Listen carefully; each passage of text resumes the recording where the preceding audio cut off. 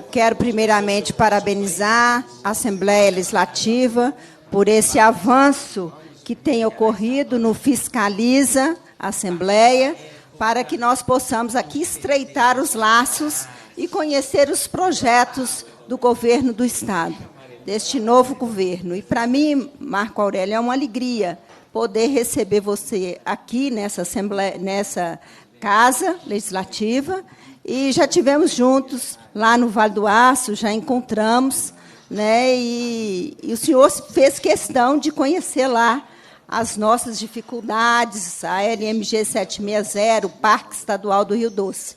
Mas estou vendo aqui que o senhor apresentou um grande projeto aqui, um projeto audacioso, que eu sei que é um desafio muito grande nesse projeto, onde nós temos, no estado de Minas, a maior malha rodoviária do país. E eu gostaria de saber desse projeto qual que seria a forma, a estratégia de captação de recursos para essas obras.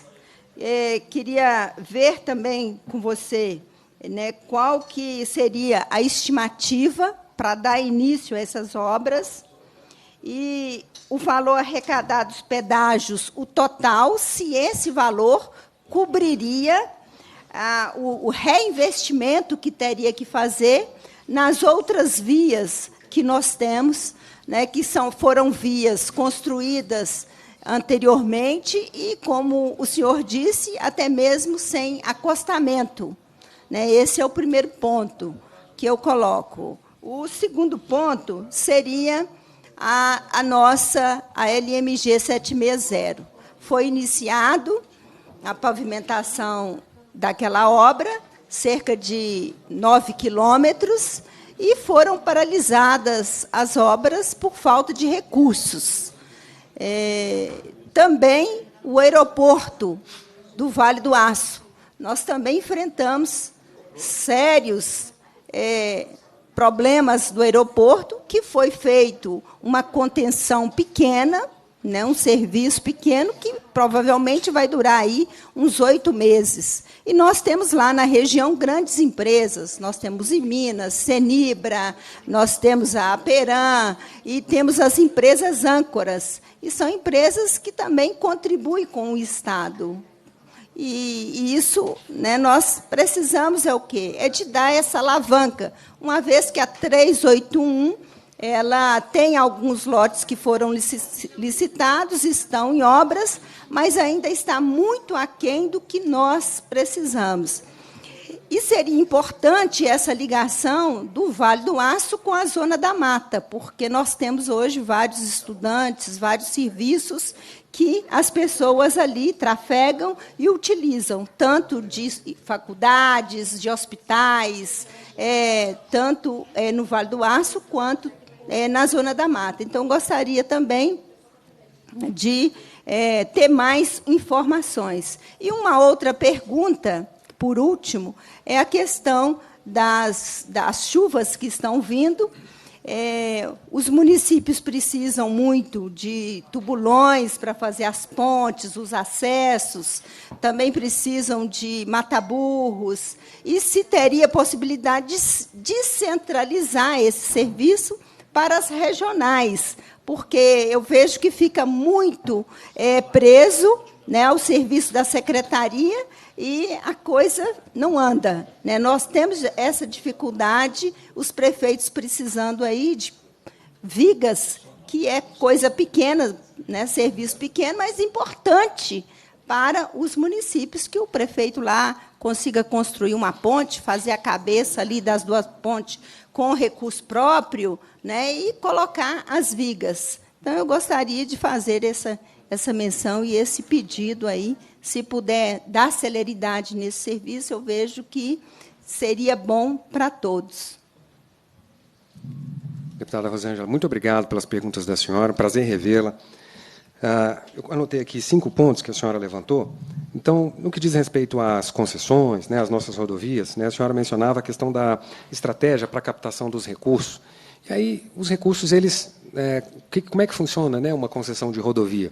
né? A ideia não é só inaugurar uma praça de pedágio e, a partir de então, aquela rodovia ela passa a ser pedagiada. Não. Né?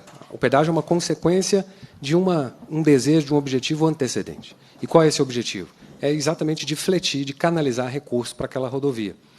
Então, o concessionário que passa a operar a rodovia, ele mesmo tem de recrutar ou de recolher, enfim, de amealhar os recursos necessários para fazer as duplicações, para fazer, no nosso caso, né, em grande parte das rodovias, a instalação dos acostamentos, para fazer as obras de arte especiais, as intervenções, as interseções com os municípios, as passagens em nível, enfim, todo aquele conjunto de medidas para melhorar a qualidade daquela via. E ele o faz, aí há uma série de alternativas, uma série de estratégias, mas ele o faz ou com recursos próprios, ou com recursos captados junto ao mercado de capitais, como, por exemplo, a emissão de debêntures, que, aliás, é uma das alternativas que hoje tem prevalecido no âmbito da infraestrutura, e até mesmo junto a bancos. No passado, o BNDES ele foi o grande banco financiador dessas concessões. E hoje o que a gente vê é uma mudança de política do banco. Ele tem feito uma convergência de juros para fazer com que os juros do Banco Nacional de Desenvolvimento Econômico e Social, passe a ser muito próximo a de bancos de mercado. Então, as pessoas vão ter que ter um pouco mais de criatividade, ao invés de simplesmente contar com o banco. Mas o que importa é, a concessionária ela levanta esses recursos, né, por meio dessas diversas alternativas, aplica esses recursos, e a ideia do pedágio é exatamente permitir a remuneração desses investimentos feitos no longo prazo. E, no caso dos nossos projetos de concessão, dos 7 lotes, a ideia é que os pedágios, e aqui eu já me endereço para o segundo apontamento que a senhora fez, é que os pedágios eles possam, sim, sustentar sozinhos todos esses investimentos, de maneira que funciona com a lógica de que paga quem usa. Quem sustenta a rodovia é exatamente o usuário, né? E, com isso, há um alívio do contribuinte em geral que não usa a rodovia, e, nesse momento, é o que a gente precisaria, porque o contribuinte ele tem que suportar não só a rodovia, mas ele tem que suportar também serviço de saúde, serviço de educação, e por aí vai. Essa é a lógica. Mas, aqui endereçando a segunda questão da senhora, né, os pedágios, sim, eles devem ser suficientes para fazer frente a todos esses investimentos. No que toca a LMG 760, né, nós tivemos a oportunidade de estar juntos lá, né, o deputado Celim está aqui também, né, um dos grandes defensores desse projeto. Né, esse projeto entrou na nossa prioridade, né, até porque ele é convergente com um outro programa nosso, para além, é claro, dos benefícios que o só fato de haver a pavimentação daquele trecho poderia gerar para os usuários locais, eu sei que há linhas de ônibus que passam por lá, nós temos uma convergência, uma harmonização com o projeto de concessões de parques e com o Parque Estadual do Vale do Rio Doce, que é a nossa segunda prioridade no programa de concessões com o qual nós estamos trabalhando. Por isso, levantar recursos para o empreendimento, para a LMG 760, é fundamental para nós. E até seguindo algumas conversas, algumas reflexões que decorreram daquela visita que nós fizemos, nós já realizamos a primeira reunião com a Renova, para avaliar a possibilidade de que recursos que hoje são destinados, né, a compensar os danos causados por Mariana possam ser executados, possam ser canalizados exatamente para a LMG 760. Tivemos uma receptividade muito boa, e eu acredito que nas próximas semanas, a gente tem uma resposta mais contundente. Qual que foi o receio? Comentava isso com o presidente da Renova, que muito bem nos recebeu.